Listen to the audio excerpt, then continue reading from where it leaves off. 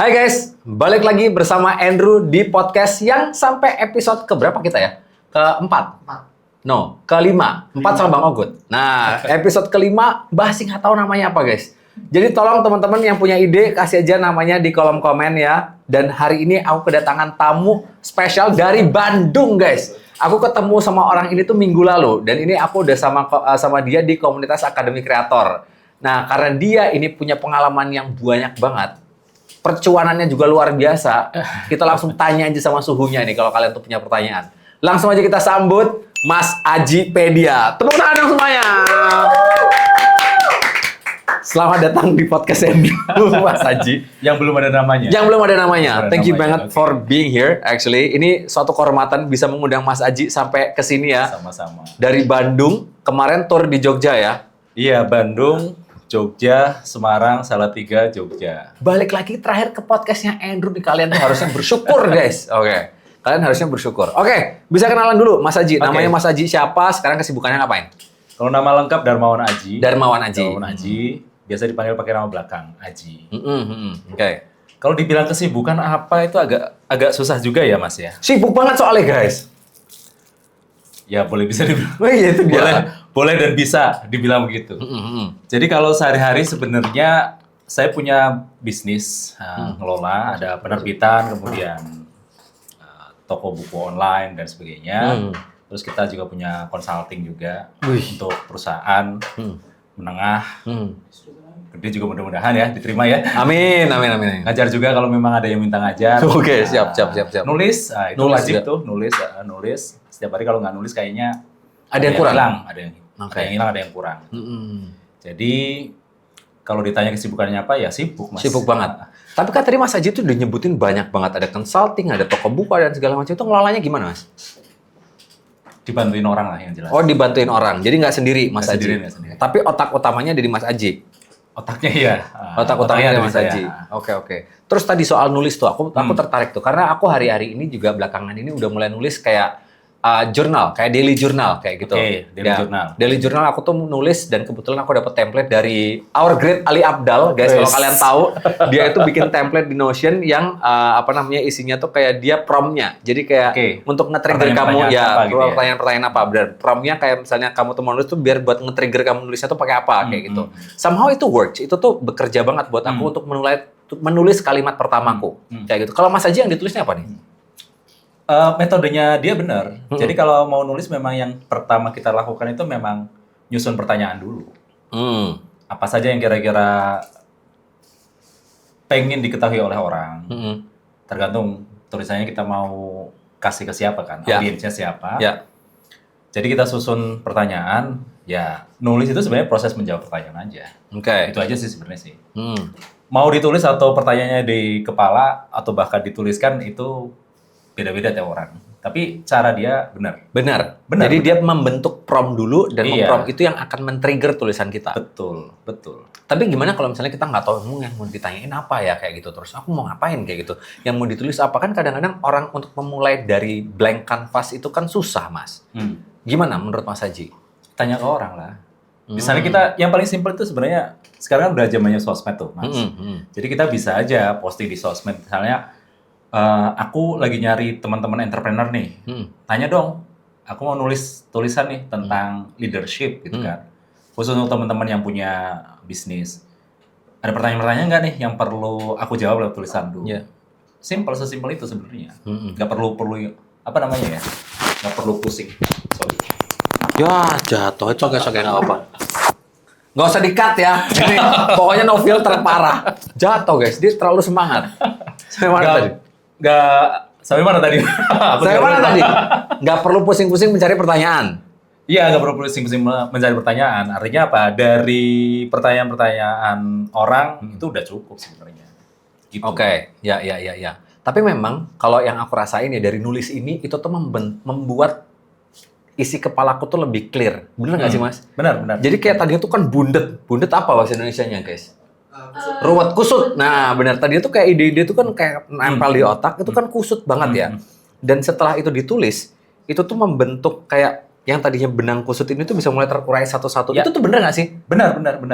Nama tekniknya, karena aku banyaknya di productivity, nama tekniknya itu brain dumping yang kayak gitu tuh. Brain dumping. Iya, betul.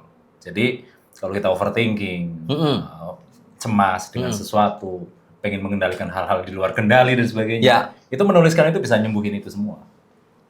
Tapi apakah itu tuh bisa menjadi realita atau hanya untuk menyembuhkan itu aja? Ya minimal untuk menyembuhkan lah. Sehingga otak kita jadi punya ruang untuk berkreasi dan sebagainya. Benar banget. Fokus ke situ-situ terus kan, Iya, benar. Gini, ada fenomena gini. Misalnya ada orang ngerasa frustrasi ataupun overthinking dan sebagainya, terus dia posting, curhat di sosmed, dia publish, terus dia ngerasa lega, bener kan? Ya. Yang bikin lega itu bukan publishnya, nulisnya. Tuh, yang overthinking pada tuh. Tuh dengerin. Publishnya itu hanya untuk memenuhi kehausan dia akan validasi. Akan validasi nih guys. Memenuhi apa tadi? Kehausan akan validasi. Penting nih. Ya. Gitu. Berarti nulisnya ya? Nulisnya yang menyembuhkan. Kok kita jadi ngobrolin nulis tuh? Tapi aku seru tuh. Maksudnya karena itu relate sama aku kayak gitu. Sebenarnya bukan itu topik kita guys. Aku tuh mau ngomongin soal trainer di sini. Karena tuh di sini tuh guru. Ini PBI, Pendidikan Bahasa Inggris. Pendidikan Bahasa Inggris. Tapi nggak ada yang mau jadi guru, Mas. Beneran. Ini tuh bener-bener fenomena yang harus diluruskan nih kayak gini. Nah, aku tuh mau tanya. Mas Aji kan tadi juga ngajar kalau di Meta. Betul. Artinya Mas Aji juga trainer. Ya. Bener nggak? Mas Aji kapan mulai berkarir jadi trainer? Kenapa milih jadi trainer? Sama bayarannya pertama kali jadi trainer tuh berapa? Kayak gitu. Karena gini, tar dulu Mas. Sebelum dijawab. Ini manusia ini nih ya. Nggak mau jadi trainer, nggak mau jadi guru. Karena apa? Gajinya kecil katanya Mas. Nah ini, mengapa saya menghadirkan Mas Aji hari ini? Gimana caranya kamu dibayar mahal jadi trainer? Nih, silakan. Langsung dijawab. Pertama kalau dijawab berarti ketahuan tuanya ya Mas ya. Ya, itu resiko saya. Suhu. Resiko. Saya mulai ngajar itu 2009 Mas. 2009 gue udah umur berapa? 2009. 9 tahun. 7 tahun. 8 tahun. 8 tahun Mas. Aku 2009 ini berarti 19 tahun. 19 tahun aku berarti. 19 tahun ya? Ya. Oke. Ya itu menunjukkan betapa tuanya saya. Gitu. Oh iya. Berarti 2009 udah mulai mengajar? Iya, 2009 udah mulai mengajar. Bayarnya berapa? Agak susah kalau ditanya bayaran berapa, karena kan nggak mesti kan. Nggak mesti dapat bayaran gitu. Kadang free. Ngajar itu free. Yang penting waktu itu gimana bisa ngumpulin portofolio aja dulu. Oke, tuh guys, dengerin. Ngumpulin portofolio. Vel, ngerekamnya begini Vel. Mau masuk YouTube Hendro. Ngumpulin portofolio, terus? Ya, ngumpulin portofolio yang penting kan. Jadi pernah bikin kelas publik tuh, 2009 atau 2010 itu, kita jual itu cuma 70.000. Per kepala? Per kepala 1 hari training. Oke. Itu training apa? Tidak perlu disebutkan lah judulnya ya. Tapi berarti bukan bahasa Inggris, bukan apa ya? Tapi training yang berkaitan dengan diri sendiri lah. Oke. Mengelola diri sendiri. Self development? Ya, semacam itu. Oke, ya. Betul. 70.000 per kepala. Per kepala. Yang datang berapa orang? Kalkulator, guys. Yang datang lumayan banyak. 100 orang? Oh enggak nyampe. 40-an lah, 40-an. 70 kali 40? 2.800.000. Oke. Bagi 2 sama IO. Bagi 2 sama IO. Ya lumayan, masih bisa buat beli kopi. Ya lumayan, sebulan sekali. Sebulan sekali, ya. Berarti sekitar 1,5 juta. Dari training? Dari training. Oke. Lanjut terus, kenapa milih jadi trainer? Pertama karena memang seneng di situ. Ketika ngelihat ada orang dapetin ilmu baru, terus dia nerapin ilmunya, dia ngerasa dapet pencerahan dan sebagainya, itu ada kebahagiaan lain. Oke. Apalagi sekarang ya. Tapi berarti duitnya gede. Tapi sekarang duitnya gede, bener guys, bener duitnya gede. Jadi membahagiakan orang dan membahagiakan diri sendiri. Ya. Itulah tujuannya Andrew, membuat guru-guru menjadi pahlawan dengan tanda jasa, guys. Bukan tanpa tanda jasa. Exactly, benar. Oke. Itu berarti dulu Mas Aji, berarti gini, bisa dibilang dulu Mas Aji mulai nge-training itu tuh nggak ada pikiran mau dapat duit. Artinya adalah pengen sharing aja. Iya, betul. Karena waktu itu tuh masih sambil jualan, sambil buka jasa percetakan dan sebagainya. Oke. Memutuskan untuk kemudian fokus itu ya karena disuruh istri sih. Disuruh istri. kelompok suami yang taat sama istri. Taat ya, bukan takut ya guys. Wih, camkan itu guys. Oke. Oh, bukan. Ridho istri itu ridho. Masya Allah. Masya Allah. Ya kan kalau misalnya pilihan profesi kita diridhoi, direstui sama istri, biasanya jalannya dimudahin. Ya, amin. Makanya kalau ditanya apa yang membuat berhasil gitu ya di dunia training, mungkin karena saya nurut sama istri aja gitu. Oh, akan saya ikuti itu, Mas. Akan saya ikuti, benar. Oke. Gitu. Ya. Jadi kata istri, coba ditekunin yang satu ini, si training itu. Ketika memutuskan untuk tekun di satu bidang, ya udah yang lain saya kurangi porsinya. Oke, jualannya dikurangin. Ya, jualan dikurangin, yang lainnya dikurangin. Yang lain dikurangin. Jasa percetakan dikurangin, dan sebagainya gitu loh. Bahkan nulis aja hanya disimpan di laptop aja. Oke. Nggak sampai dipublish, dijual. Oke. Zaman dulu nggak kepikiran. Ya. yang Tapi namanya berarti itu produk dulu digital, iya nggak kepikiran. Dulu nggak ada, nggak rame tahun 2009. Ya. Gitu. Tapi berarti ya dari kebiasaan Mas Aji itu tuh menulis, kebiasaan Mas Aji sharing dengan orang lain, itu membuat Mas Aji ada di posisi sekarang ini. Ya, alhamdulillah. Oke. Mantap. Terus pertanyaan berikutnya, kan tadi kan training Mas Aji. Dapat klien pertamanya gimana? Klien pertama itu maksudnya in-house ya? In-house training ya? In-house training, boleh deh. Atau ya gimana? gini, boleh Ini kalau cerita atau tips? cerita dong, ya? cerita. Siapa tahu nanti teman-teman dari ceritanya Mas Aji bisa dapat tipsnya. Oke. Klien pertamaku itu relatif cepet, 2010 itu aku dapat klien. 1 tahun. 1 tahun. Jadi gini, zaman dulu ada namanya TCI, Trainers Club Indonesia. Oke. Kan salah satu cara untuk networking itu kan kita join komunitas kan. Salah satu caranya begitu. Jadi memutuskan untuk join di TCI itu, join, kenalan dan sebagainya, punya network dan sebagainya. Nah, dari sana itu join sekitar 2009 ya. Dari sana itu ternyata ada satu orang member yang kemudian di 2010 mengundang. Mas Haji bisa nggak ngajar tentang ini? Oke. Dan itu BUMN.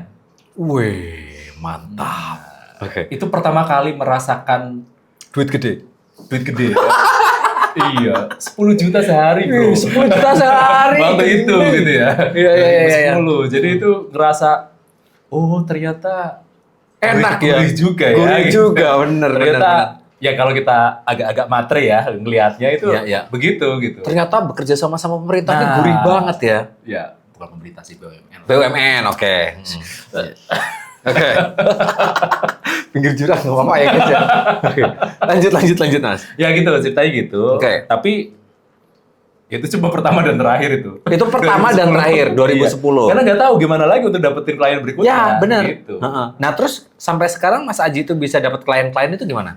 Ya, aku tuh punya habit, punya kebiasaan kalau misalnya stuck di satu hal, itu pasti cari mentor. Oke. Nggak diem renung terus depresi gitu, enggak. Pasti cari mentor. Cari mentor. Artinya bisa ikut kelas atau ikutan training kayak begitu kan ya?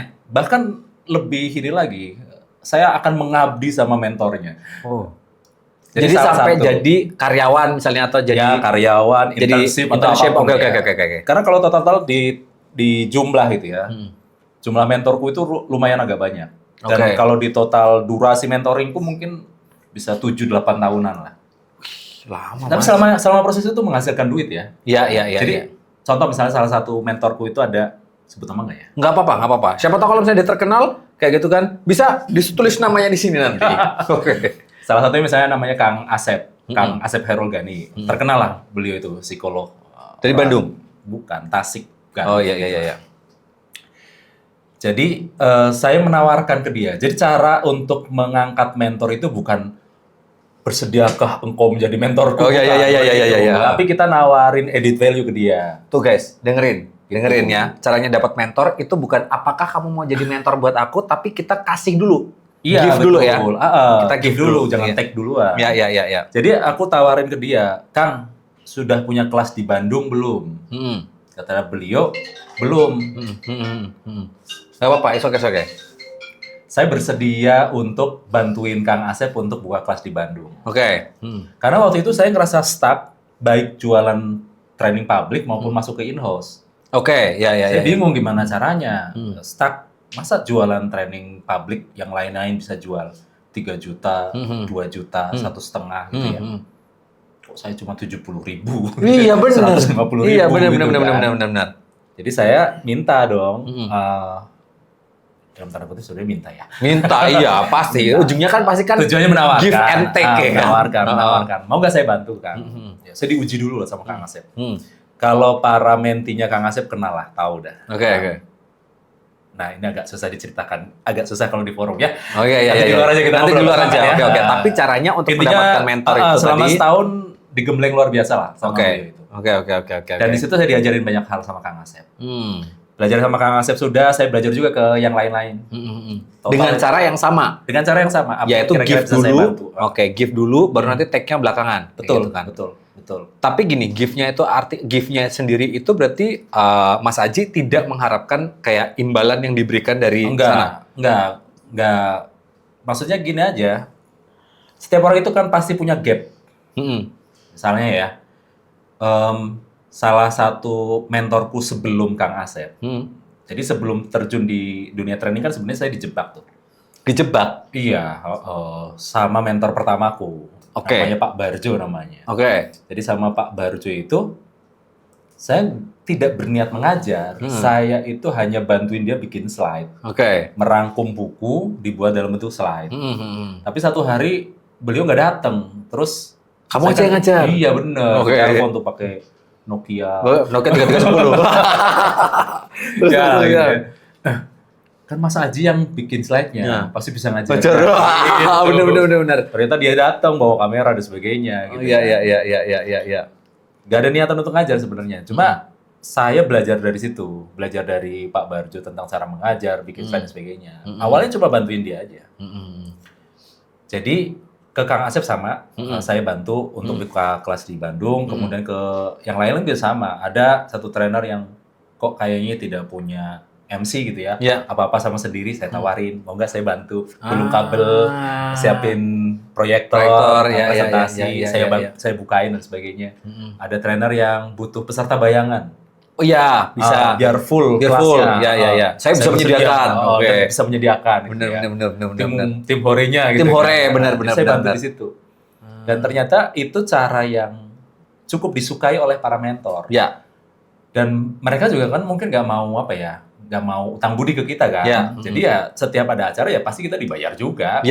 Pasti dapat kok, pasti dapat. Ya. Yang paling mahal menurutku bukan duitnya. Ya, tapi experience-nya.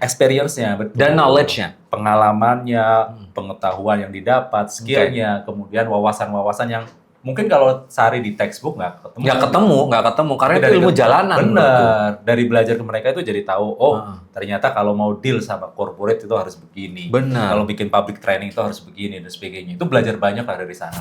Iya. Hampir jatuh lagi. Hampir nyengkol lagi. Terlalu semangat ya. Tapi bener sih, tuh guys, buat para intern itu sebenarnya internship itu cara yang paling bagus ya. Penting banget ya. Karena gini, misal ya, coba lihat, ada nggak lowongan pekerjaan yang nggak ada tulisannya berpengalaman 2 tahun di bidang yang sama? Hampir nggak ada. Dan 2 tahun, fresh graduate 2 tahun pengalamannya dari mana? Kan pada bingung. Sebenarnya itu bisa digantikan dengan internship. Benar. Kadang-kadang kita menyepelekan, ngapain sih? Ikut aja sukarela, dibayar. Ngapain sih magang dan sebagainya? Bukan, itu untuk develop portofolio kita. Develop portofolio, benar. Jadi 2 tahun yang tadi pengalaman kerja itu bisa keisi. Betul. Ya. Gitu. Tuh guys, dengerin tuh guys. Bersyukur kita punya mentor ini hari ini. Tepuk tangan dulu dong. Gila validasi emang. Kalau podcast harus rame Mas. Oh gitu ya. Tepuk tangan ya. Saya bingung. Biasanya podcast itu tuh sepi kayak itu ya. Apa fokus gitu. Enggak, kalau kita enggak Mas. Nah, tadi Mas Aji sempat nyebutin harga 70.000 jadi 3 juta, jadi berapa kayak gitu. Nah, pertanyaan berikutnya, trainer itu tuh etis nggak sih kalau nego harga, Mas? Kayak gitu. Dan kalau mau nego harga, caranya gimana? Nego harga itu gimana maksudnya? Misalnya, Mas Aji tuh, tadi yang 70.000 itu kan perorangan ya, Mas Aji jual. Okay. Tapi misalnya sekarang Mas Aji dapat klien, let's say BUMN atau dari industri lain kayak gitu. Ternyata bayarannya nggak sesuai nih sama Mas Aji, kayak gitu. Nggak sesuai dengan value yang diberikan sama Mas Aji. Itu boleh nggak sih dinego harganya? Yang lebih sering terjadi sih yang nego mereka sih ya. Mas kemahalan gitu. Diturunin gitu. Berarti kan artinya kita ngasih rate dulu awalnya. Oke. Mostly begitu sih. Jadi kita yang ngasih rate, mereka nego.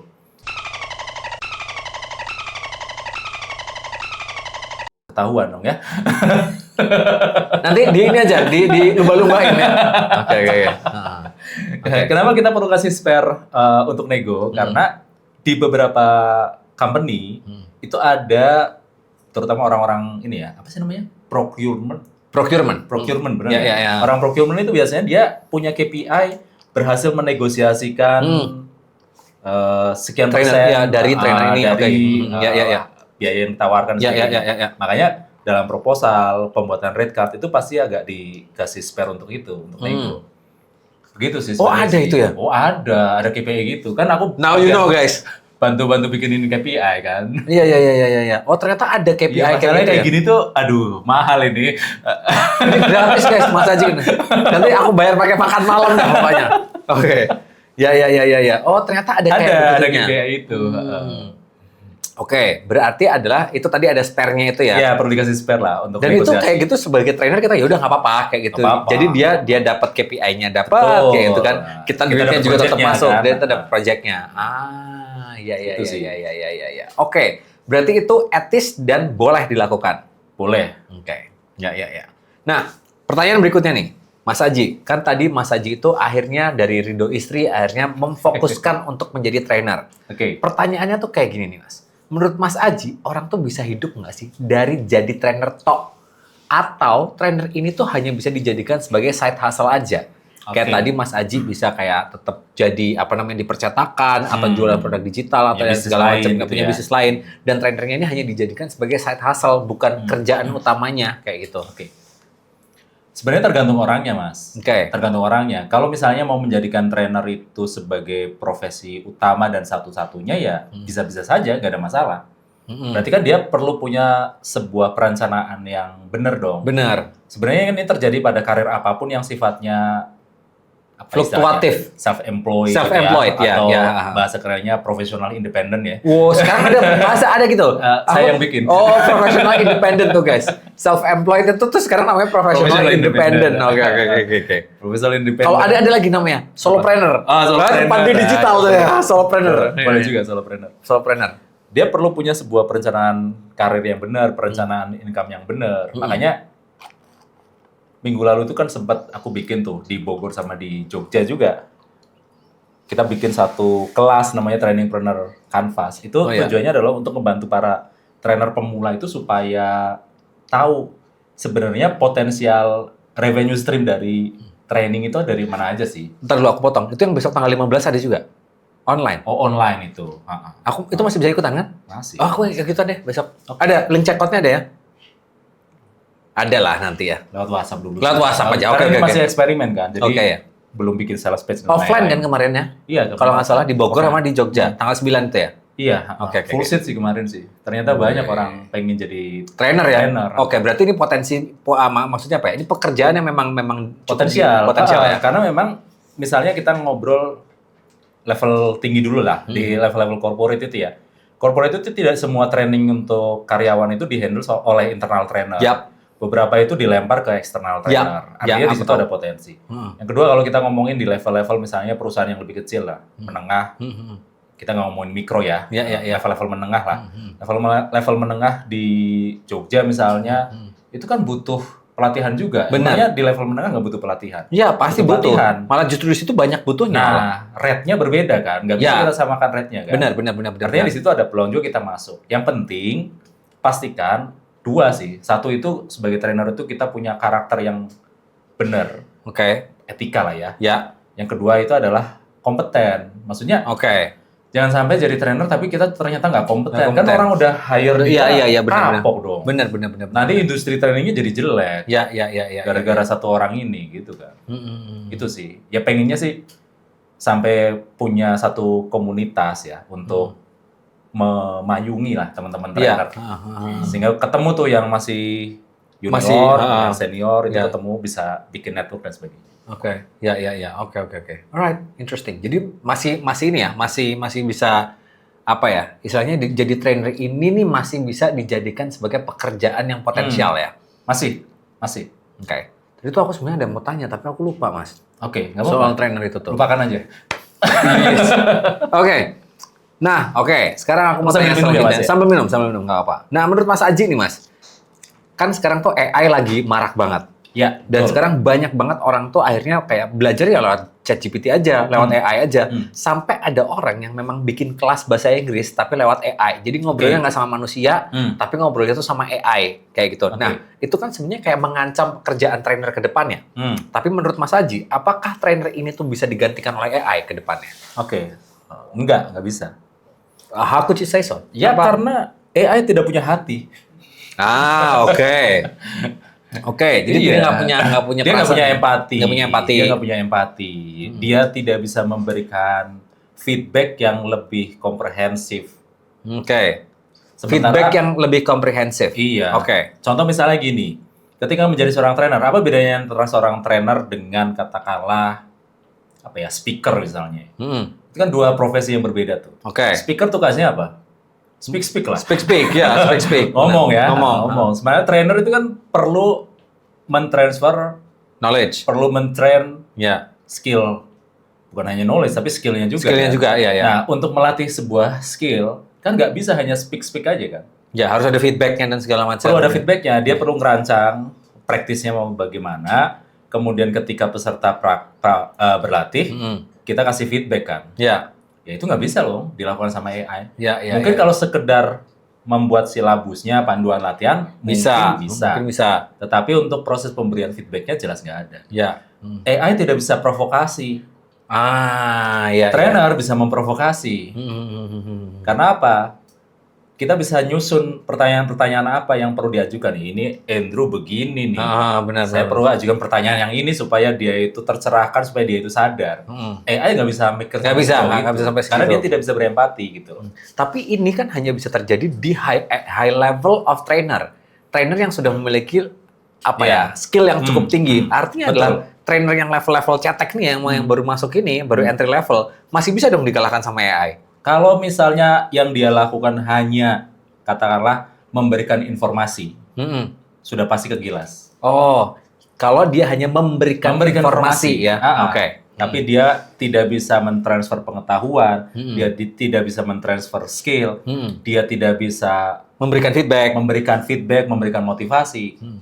Itu namanya trainer yang nggak kompeten. Karena trainer itu kompeten ketika dia itu bisa transfer pengetahuan, skill, motivasi juga, bisa memberikan feedback dengan tepat juga, bisa ngukur juga hasil pelatihannya, bisa ngukur efektif atau enggak. Ya. Kalau cuma sekedar menyampaikan informasi, ya sebelum ada AI juga ada Google. Iya benar. Gitu. Ya. Cuma memang AI ini menurutku dia cukup mengganggu. Nah, justru kita sebagai trainer itu perlu manfaatin AI. Benar banget. Jangan merasa terancam oleh AI. Ya. Justru perlu berlangganan AI. Perlu berlangganan AI. Subscribe di ChatGPT cuma 300.000 doang kayak hire karyawan. BA ya. Kalau aku soalnya pakai ya ChatGPT kalau semuanya nonton ini tolong nih di sini ChatGPT nanti di sini. Ya kayak gitu ya. Oke, jadi siap kami endorse gitu. Siap. Kalau misalnya di sini mau ChatGPT nih, keren nanti. Oke, siap Mas Haji. Jadi memang karena AI ini tidak punya hati, tidak punya empati betul. Kayak gitu ya. Nggak punya hati, nggak bisa empati. Jadi buat teman-teman para guru berbahagialah kalian karena pekerjaan kalian ini tidak akan tergantikan oleh AI. Malah justru yang editing video ini mungkin bisa jadi keganti sama AI, guys. Oke. Nah, nyebutin soal guru-guru nih, Mas. Bedanya guru sama trainer emang apa? Nah, ini agak riskan ini. Agak tipis ya. Tipis banget. Saya pikir guru itu, tapi ini pendapat ya Mas ya? Pendapat bukan apa namanya ya? Bukan saklek ya? Bukan ini saklek opinion-based answer. Saya pikir guru itu levelnya di atas trainer. Oh ya? Iya. Lanjut. Guru ya? Iya. Coba lihat. Milioner guru. Productivity guru. Anjay. Oke. Levelnya di atas trainer dong. Dan guru itu ternyata dipakai di istilah bahasa Inggris ya? Iya, betul. Tuh guys, kalian harus tahu. Ada ya, itu kan kayak misalnya this is a productivity guru kayak gitu kan. Betul. Artinya level dia itu sebenarnya di atasnya trainer. Karena guru itu perlu bisa melakukan training, dia perlu bisa konseling, dituntut ke situ Mas. Iya. Perlu punya kemampuan untuk meng-coaching, perlu punya kemampuan teaching, perlu jadi mentor yang baik.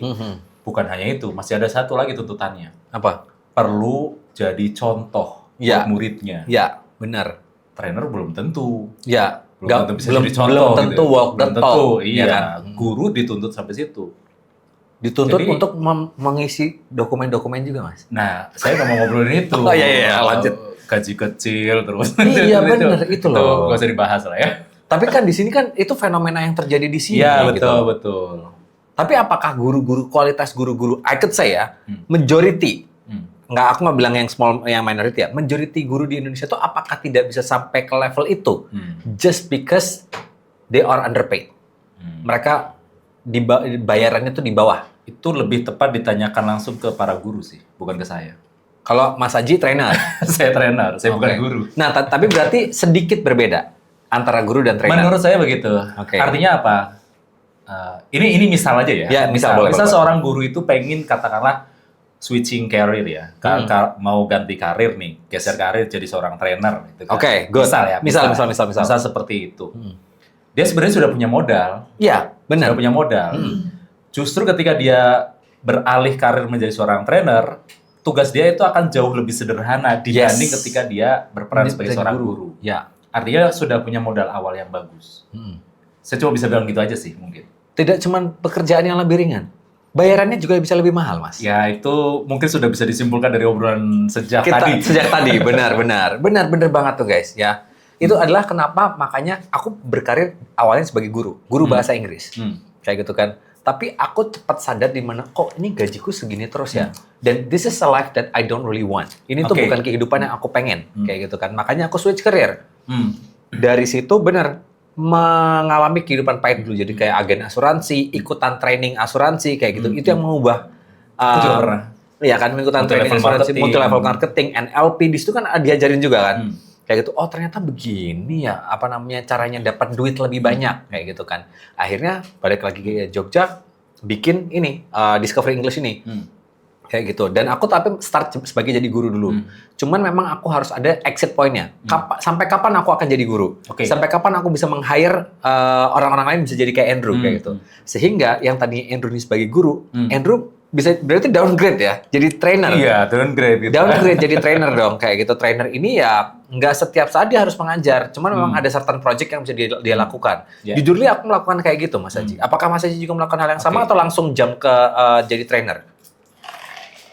Aku cuma ngurangi aja kan, ngurangi Job desk. aktivitas jualan. Oh iya. Kemudian apa namanya, mulai lebih banyak waktunya di dunia training dan sebagainya. Aku boleh disclaimer nggak sedikit? Karena gini, aku kemarin baru ketemu dengan 2 orang guru tepatnya. Yang dia tidak pernah merasakan gaji kecil. Sebenarnya banyak loh, Mas. Tapi lanjut dulu. Jadi maksudnya gini, ada sekolah-sekolah yang sangat memanusiakan gurunya. Salah satunya saya nggak perlu sebut mungkin. Saya kemarin baru dari satu pesantren di sana ada sekolahnya juga di Salatiga. Itu guru-gurunya makmur. Bahkan kalau yang dari luar kota itu disediakan rumah di situ tanpa dia harus bayar. Sehingga ketika ngobrol dengan mereka yang mereka sudah 10 tahun di situ, berapa belas tahun di situ, mereka bilang, ya alhamdulillahnya kami itu tidak pernah merasakan pahitnya menjadi seorang guru. Dari sisi finansial ya. Dari sisi finansial. Karena apa? Sekolahnya mereka, pesantren tersebut, itu membayar gurunya dengan gaji yang layak gitu. Jadi sebenarnya apa ya? Mungkin kita perlu evaluasi ke diri sendiri juga ya. Ketika kita memang dapat gaji misalnya tidak sesuai yang diinginkan, ada loh tempat-tempat lain yang sebenarnya kita bisa usahakan, kita bisa cari dan sebagainya. Dan kalau misalnya kita punya sekolah, untuk teman-teman yang punya sekolah gitu ya, ya perlu memanusiakan guru gitu. Kasih mereka gaji yang layak sehingga para guru itu nggak mikir untuk cari sampingan dengan hal lain. Dia bisa lebih fokus untuk mendidik para anak. Karena guru itu kan pendidik, sementara trainer cuma pelatih. Mendidik itu lebih berat daripada melatih. Berat gitu. banget. Gitu. Salut lah pada para guru. Salut banget. Long life for teachers ya. Panjang umur deh buat para teacher and educators ya, aku bilangnya ya. Last questions. Jangan last question dulu. Kita tanya Ini, tanya netizen. Oke, kita nanti aku tadi soalnya udah bikin story, Mas. Nanti dia marah-marah. Kok pertanyaanku nggak dijawab karena lupa kemarin aku sempat kayak gitu, Mas. Oke.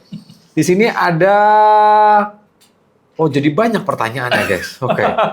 Oke. Ini ada pertanyaan dari Kak Bahas Coding. Nanti itu ya, Kak Gaza ya, ditaruh di sini ya pertanyaannya. Mas Haji, gimana caranya agar yakin materi yang kita tulis di e-book itu worth it untuk dibeli? Ini berarti jadi ngomongin e-book. Nggak apa-apa, karena kebetulan Mas Haji ini juga pakar digital, produk digital. Salah satunya adalah e-book kayak gitu. Kayak ini orang nih ikutan acara akademik kreator kemarin nih kan. Gimana caranya agar yakin materi yang kita tulis di e-book itu worth it untuk dibeli, Mas? Boleh, nggak apa-apa lah.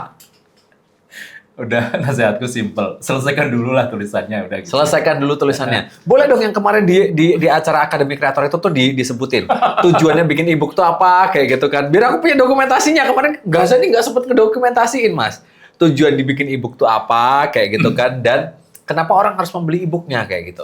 Aku udah lupa, Mas. Aduh, ada 3, aku lupa juga. Apa, Mas? Ada di buku catatan, harus dibuka catatan. Oh ya, kalau nggak salah tuh yang pertama itu bermanfaat. Coba. Kalau nggak salah ya, nih ya, koreksi if I'm wrong ya. Mungkin ini bisa nge-trigger Mas Haji kemarin ya. Yang pertama, jadi tujuan alasan ya. Alasan. Kenapa jadi kita nulis e-book. Benar, ya? Alasan kenapa nulis e-book itu tuh sehingga jadi yang pertama dia menstrukturkan pengetahuan, ya kan? Supaya nanti bisa diwariskan.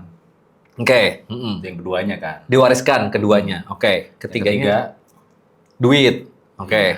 Bisa jadi sumber penghasilan tambahan. Sumber penghasilan tambahan yang dimana kita effortnya nggak banyak karena itu udah bikin sekali jual berkali-kali. Iya, betul. Terkait pertanyaan tadi itu, tadi kan jawaban bercanda ya. Selesaikan dulu. Ya divalidasi. Validasi, kalau di dalam startup ada istilah problem solution fit. Jadi kita mau ngangkat tema apa di e-booknya, ada problem real nggak terkait hal itu? Makanya kan perlu jelas dulu kan, ini e-booknya mau ditulis untuk siapa? Problem mereka apa? Real nggak? Solusi yang kita sampaikan itu kira-kira worth it atau enggak? Divalidasi problem solutionnya. Kalau sudah divalidasi, baru silahkan dituntaskan. Tapi kalau belum divalidasi, misal ya, katanya yang paling simpel, aku mau bikin e-book tentang ini nih. Kurang lebih asumsinya orang-orang yang begini itu punya masalah ini. Dan solusi yang aku tawarkan di e-book ini adalah begini-begini. Kira-kira mau beli nggak? Ya mungkin kisaran harganya sekian. Sepi misalnya, nggak ada yang respon. Ya sudah. Nggak usah dilanjutin. Ya, benar. Jadi perlu validasi gitu. Benar. Makanya kadang-kadang kayak startup juga kayak Gojek dan nonton dulu. Itu pasti yang diluncurin beta versionnya dulu kan? Iya, benar. Beta versionnya dulu nggak langsung produk jadinya. Beta version luncurin dulu, dapat masuk feedback. Iya, betul. Itu baru disempurnakan dari feedback itu kan. Betul. Makanya kalau pengalamanku sebelum bikin e-book, bikinlah artikel dulu di blog misalnya. Kita lihat respon orang seperti apa. Bikinlah postingan di konten dulu di sosial media dan sebagainya. Lihat rame nggak? Ketika memang tema-tema yang kita asumsikan akan rame itu benar-benar rame, ya silahkan dituntaskan. Tapi kalau misalnya sepi dan sebagainya, pivot aja nggak apa, sambil pivot tuh nggak salah loh ya. Kadang-kadang orang tuh kan merasa kayak, aku udah Inggris banget nih, kayak aku mau stay di sini kayak gitu kan. Jadinya dia kayak terjebak di situ-situ aja kayak itu. Sama aku mengalami itu loh, Mas. Kayak gitu. Jadi kayak aku kayaknya udah di Inggris aja udah nyaman deh. Aku membahas productivity, udah ada gurunya di Bandung kayak gitu kan. Padahal aku senang juga kayak productivity gitu, aku senang banget. Ada juga Mas Putra tuh, Putra Islam. Itu udah pernah sini di episode ketiga ya. Episode ketiga sama Mas Putra kemarin kayak gitu. Oke, lanjut Mas Haji. Masih berkaitan dengan e-book juga nih. Gimana sistem pembelian digital produk kalau nggak punya website sendiri? Ya, pakai platform UTAS. Wih, masuk banget Mas Ade Syahlubis. Ini ada BA-nya UTAS ya. Langsung diperkenalkan. UTAS, gak apa-apa. Aku rela banget. Karena kebetulan Mas Ade itu juga ada temanku. Ya, Mas Ade itu juga temanku. Ya, pakai apa tadi? Pakai UTAS. Platformnya namanya UTAS, utas.co. Aku taruh di bawah ya. Aku taruh di bawah di link description. Oke, itu bisa diceritain dikit nggak? UTAS itu kayak gimana? UTAS itu simple aja sih. Platform untuk transaksi produk. Oke. Digital maupun fisik. Oke. Bahkan bukan cuma produk ya. Misalnya kita punya webinar, itu juga kita bisa jual via UTAS. Oke. Nggak perlu pusing. Bikin website, pakai Sejoli, bayar hosting. Sejoli punya temanku, Mas. Aku sendiri pakai Sejoli ya. Tapi bisa dibilang, ya, maksudnya, kalau semuanya kita pakai Sejoli, untuk awam itu susah banget memang ya kan. Itu susah banget. Betul. Aku bisa bilang. Terus nggak perlu punya admin CS untuk kirim ini berikut link webinarnya ya kan. Perlu ada yang ngasih reminder. Ya besok webinar jangan lupa. Bener. Oh, itu aku banget Mas. Itu aku banget. Nah pakai Utas itu semuanya udah dihandle sama Utasnya. Jadi dia udah punya pesan otomatis ya? Iya betul. Email sama WhatsApp. Berarti dia udah integrated tuh? Udah integrated. Nggak perlu pakai kayak? Nggak perlu. Jadi kalau yang punya webinar rutin tiap hari Selasa. Iya, bener aku tahu. Ra, tolong dong ingetin ini besok nanti malam ada webinar jam segini kayak gitu. Jadi kan dia akan kasih reminder otomatis. Oh, secanggih gitu emang Utas ya? Secanggih itu. Nanti kalau teman-teman butuh apa? Diskon bisa pakai. Boleh dikasih nggak nih? Boleh, taruh aja. Mas Adi itu sahabatku. Mungkin dalam waktu dekat aku akan undang Mas Adi untuk datang ke sini nih. Mas Adi Syahlubis ya. Pakai masukin voucher Ajipedia X Utas. Oke, Ajipedia akan ada diskon 35% untuk langganan 1 tahun. 1 tahun ya? Oke, nanti pricing plan-nya ada di situ semua ya? Ada di situ semuanya. Okay, ya. 35% lumayan lah. Lumayan, gede banget loh. Itu yearly ya? Itu annual, itu dia nggak bisa monthly? Mau monthly bisa, tapi nggak bisa dikasih diskon. Iya. Udah murah kalau monthly ya, benar. Ini kalau untuk setahun kerasa berat, pakai ini aja, pakai voucher. Dan aku ngerasa memang Utas ini simpel banget. Emang aku ngelihat apa namanya user interface-nya tuh juga enak banget. Kalau kalian mau lihat nanti bisa aku akan taruh link description-nya nanti di description Instagramnya Mas Aji. Terus di situ di linknya Mas Aji kalau ada link bio-nya itu ke Utas ya. Iya betul. Kalau nggak salah. Ya. Jadi nanti masing-masing akan punya semacam website alamat website sendiri sebenarnya. Misalnya punyaku utas.me/Ajipedia. Ajipedia, benar gitu loh. Nggak bedanya sama marketplace kan kalau misalnya kita marketplace produk digital, kan ada sekarang marketplace produk digital. Kita masuk ke situ, persaingannya banyak. Kayak Udemy kayak gitu kan ya. Ini direktur Indonesia ini temanku. Udemy. Aku kan beli Udemy, tapi nggak apa-apa. Kasih tahu contohnya adalah Udemy, guys. Di situ guys, wah, di berdarah guys. Oke. Lagi kita jualan problem solving di situ gitu ya, di marketplace itu. Udah kasih link tuh. Ya kan. Karena kita minatnya problem solving, keluar dong. Yang lain, benar. Harganya lebih murah dan sebagainya. Iya. Jujur sih aku merasa kayak gitu. Iya, benar. Untuk pemula agak kurang ramah. Ya. Pemula. Udah Utas ini udah paling bener ya. Ya, kalau Mas Adi Syahlubis ini ya. Kita kenal sama CEO-nya ya. Kita kenal sama yang punya, kebetulan dia klienku juga ya. Kebetulan dia juga muridnya Andrew juga. Kayak gitu. Kita pernah belajar bahasa Inggris bareng kayak itu, dan ini BA-nya langsung datang ke sini, guys. BA-nya langsung datang ke sini. Pakai Utas ada di bawah. Oke. Satu pertanyaan lagi. Oke. Mas Haji, ada pertanyaan dari Arna Vela nih. Lucu banget nih. Mas, apakah benar work-life balance itu ada hubungannya sama mental health? Kenapa nyampe-nya ke sana? Ya nggak tahu, ini pokoknya nih orang-orang nih tanya aja begini. Ini Gen Z, ini pertanyaan Gen Z banget sih Mas. Ini pasti Gen Z nih. Apakah benar work-life balance itu ada hubungannya sama mental health? Pertama nggak ada tuh yang namanya work-life balance. Oke. Nggak ada tuh. Nggak ada yang namanya work-life balance, guys. Ini Gen Z guys. Nggak ada. Oke. Kalau kita ngejar balance, ngejar keseimbangan, pasti hidupnya rata-rata aja. Rata-rata, pasti. Iya. Justru kita perlu ada istilah aku lupa baca di mana ya? Intentional imbalance. Intentional imbalance. Jadi secara sadar kita membuat ketidakseimbangan. Oke. Itu justru yang membuat hidup kita itu growing, kemudian mungkin extraordinary dan sebagainya. Extraordinary. Kalau mau jadi orang rata-rata ya silahkan cari yang balance. Ya. Tapi kalau kita mau extraordinary justru perlu imbalance. Walaupun kemudian ada konsep yang berusaha untuk mendamaikan itu ya.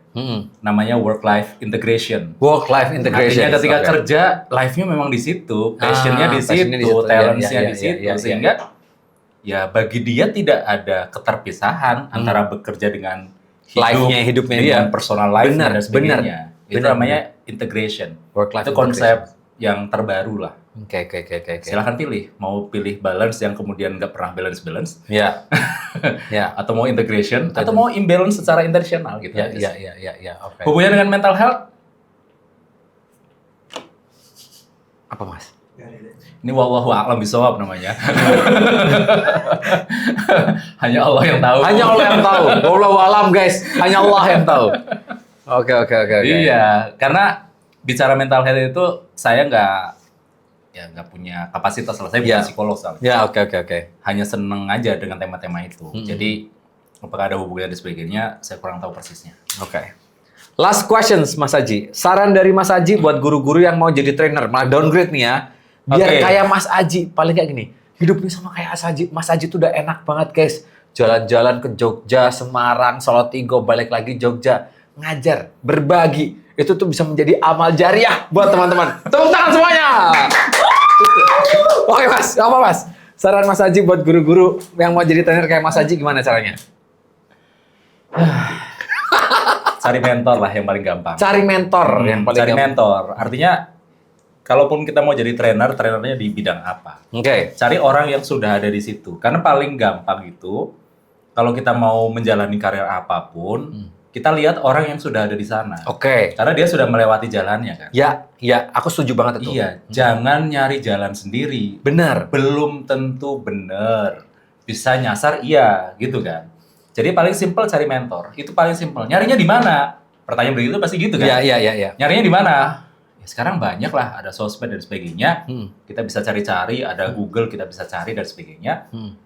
Kalau kita sudah ketemu mentor, jangan langsung dihubungi, terus bersediakah engkau jadi mentorku? Ya benar. Mulai pelajari profilnya, apa gap yang bisa kita tutupi dari dia. Misal, ini kok kayaknya Mas Aji, ini misal ya. Mas Aji kok kayaknya videonya nggak ada yang profesional gitu ya. Saya editin aja gitu kan. Saya editin aja deh.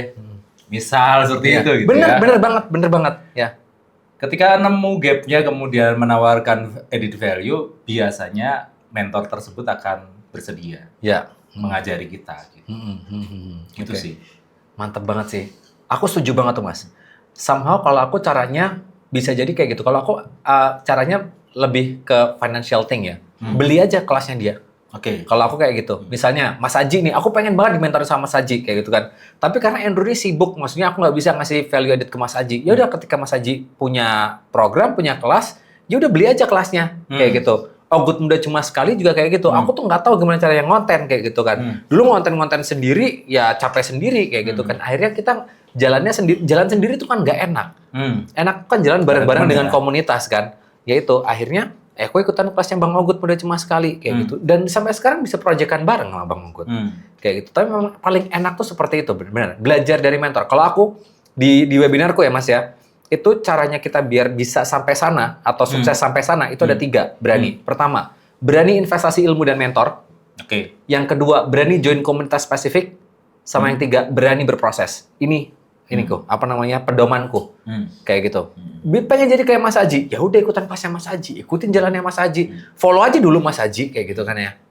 Gitu. Cakep banget. Thank you banget Mas Aji udah main ke sini Mas. Ini ilmunya mahal, guys. Oke. Jadi guys, thank you banget buat kalian yang udah nonton dan mendengarkan di podcast ini. Aku harap ini bisa menjadi ilmu buat kalian. Dan nanti kalau semuanya kalian tuh pengen aku ngundang siapa lagi, tulis aja di komen. So, I will see you on the next podcast. Bye!